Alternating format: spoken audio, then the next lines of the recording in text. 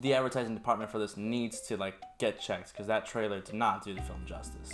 I'm not saying the film was better, but the trailer just did not give me hope. Let's review Charlie's Angels in a British accent. Charlie's Angels is basically the attempt to revitalize the Charlie's Angels series that has already hit many strides of failure along the way, ever since the first two movies with the original cast. This one is basically about a tech organization that develops a product that is too dangerous for the world, and now the Angels need to come in and save the day. There's really nothing new here. They're just rehashing the same old thing. Oh, we're a tech industry.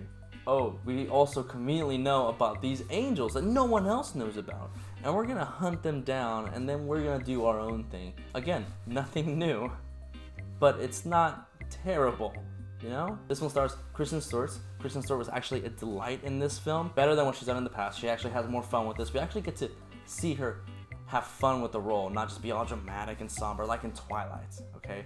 She actually is honestly the biggest comedic relief of the film. Weird to say, it really is. We have Naomi Scott come into the mix here. She's one of the newer recruits in the film. Of course, if you don't recognize her, she was in Aladdin and Power Rangers that came out 2 years ago, I believe. We have Ella Balinska. Now, if you don't recognize Ella Balinska, that's okay, because she's literally been in nothing else. This is basically her major theatrical debut in cinema. Honestly thought she was like another actress from another show or movie. Turns out she's not.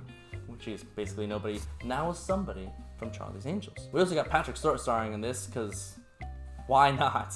And all of this is directed and written and partially acted by Elizabeth Banks. She's really trying to hit her stride for those directorial credits in her IMDb page, and while starring in her own films that she directs. But in this one, I think she does a fair enough job with writing the new material from source material and adapting it to today's society. Because this movie, I want to be honest here, okay? It's all about, are you ready? Are you ready? Are you ready? Girl power! Basically all it is. It's about girl power. I'm not saying that's a bad thing. I'm just saying that if there's a guy in this film, just go ahead and assume he's the bad guy, because that's the way it looks. And if you're a B-story character who just happens to be caught up in the mix, then you're honestly one of the good guys.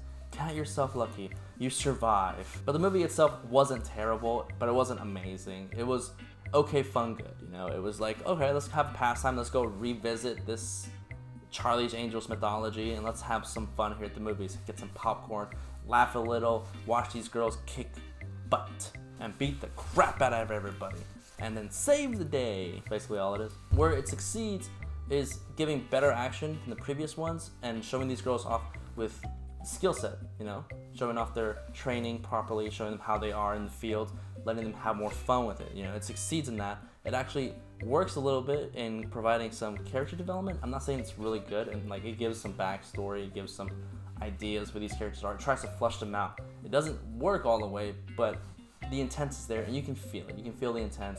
It just doesn't pull all the way through. Chemistry was okay, wasn't bad, you know, some of them got along. Some of the characters you're just like, I don't know, you know, it just didn't work that well.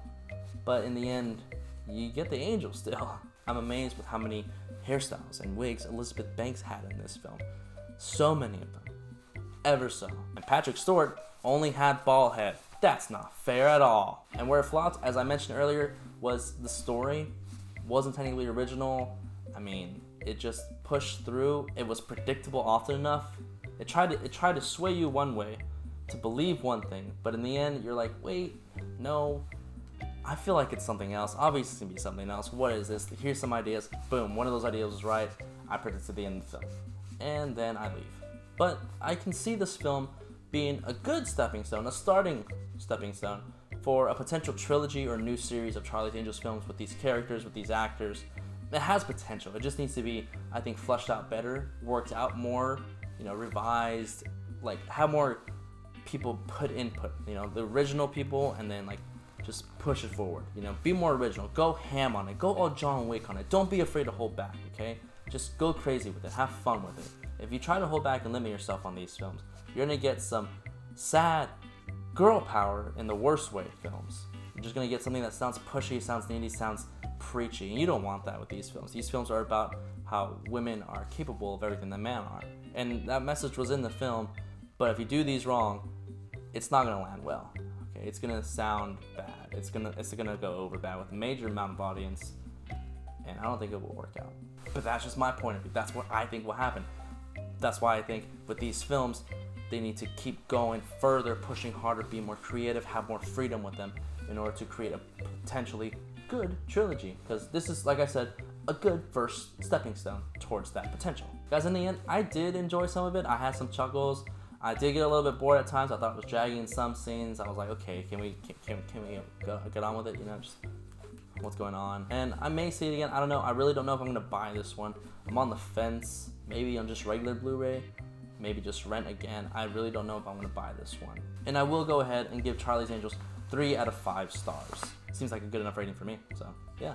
Today's unofficial sponsor is, of course, without a doubt, the biggest hit of the week. Something that just made everybody go crazy, okay? Made everybody go flushing away their lives.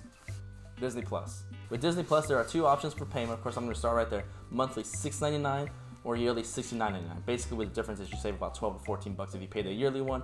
Personally, I'm doing the monthly one. 12 or 14 bucks. I'm not gonna notice it, honestly.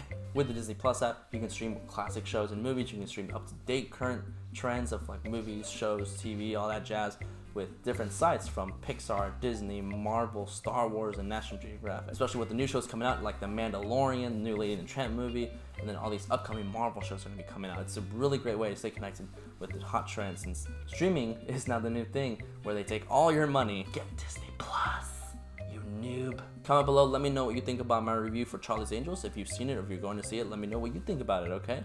Make sure to hit that subscribe button, hit that like button. Of course, for other quick to read reviews, you can go to my Letterboxd account, link in the description below. Brief 1 to 2 sentence reviews of movies that I've seen and currently seeing, reviews for days. And as always, guys, thank you for watching. Kim Possible's on Disney Plus. Casting.